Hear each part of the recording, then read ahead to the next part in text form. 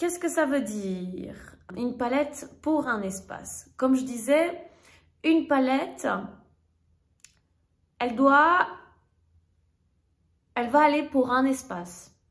Donc, quelle est la fonction? Donc, vous pouvez prendre un papier, un crayon pour suivre ces étapes et définissez la fonction de la pièce que vous allez amener.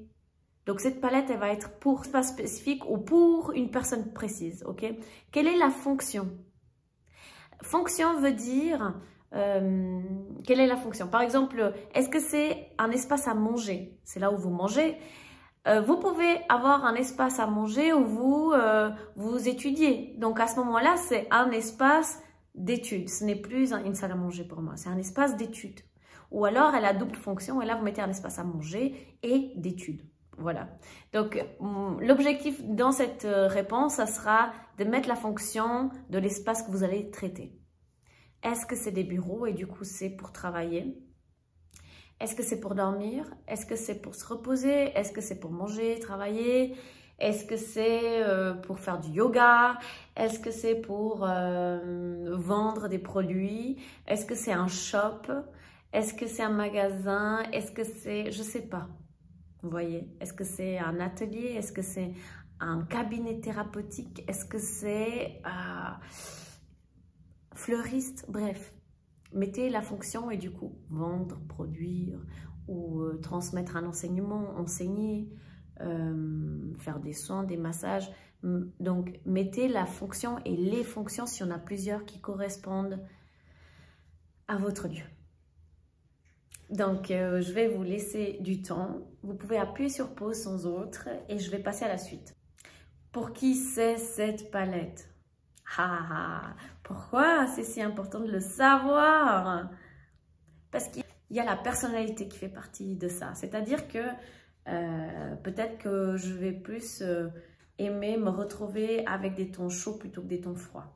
Et je sais par exemple, exemple qui n'a rien à voir, mais enfin non, qui n'a pas rien à voir, mais qui va avec. Par exemple, la lumière. Moi, je suis une personne qui aime la lumière chaude parce que ça me fait moins mal à la tête et surtout, souvent, c'est que moi, je suis sensible. Du coup, j'ai cette sensibilité qui me dit « Ah, moi, je suis plus lumière chaude. Je préfère une lumière de bougie ou une lumière blanche. » La lumière blanche, elle est super pour les espaces de travail, pour la productivité. Mais par exemple, pour ma part, comme je suis quelqu'un d'hypersensible, ben, je ne mets pas la lumière blanche au-dessus de ma tête alors que mes collègues, ils travaillent mieux comme ça. Je mets plutôt une lumière d'appoint, une lumière sur pied, voilà, chaude. Et je préfère travailler comme ça avec la lumière du jour. Je travaille comme ça.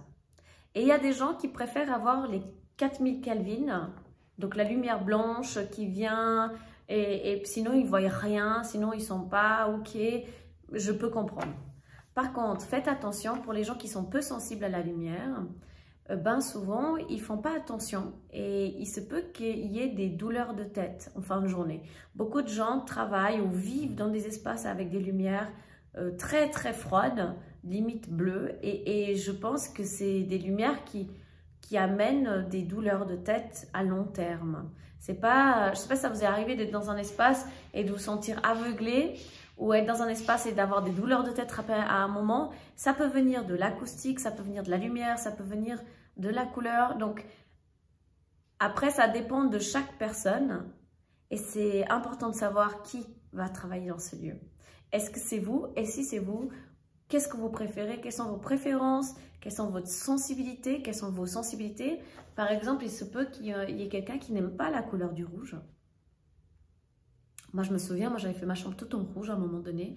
Et ma maman, elle me disait, ça fait très longtemps cette histoire.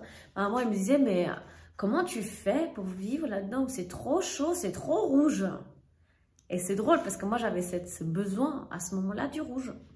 Donc, faites vraiment selon aussi la personnalité de la personne. Vous avez peut-être un employé qui n'aime pas forcément la lumière directe. Et le hic là-dedans, c'est que si vous avez un bureau à aménager, c'est qu'en fait, cette personne, elle va se sentir mal dans cet espace, elle va être moins productive. Et puis, il se peut qu'elle soit plus absente, mais également aussi qu'elles ne prennent pas de plaisir et qu'un jour elles partent. Donc, si vous voulez fidéliser et rendre les gens heureux et plus productifs dans un espace de travail, la lumière, la couleur, elle compte.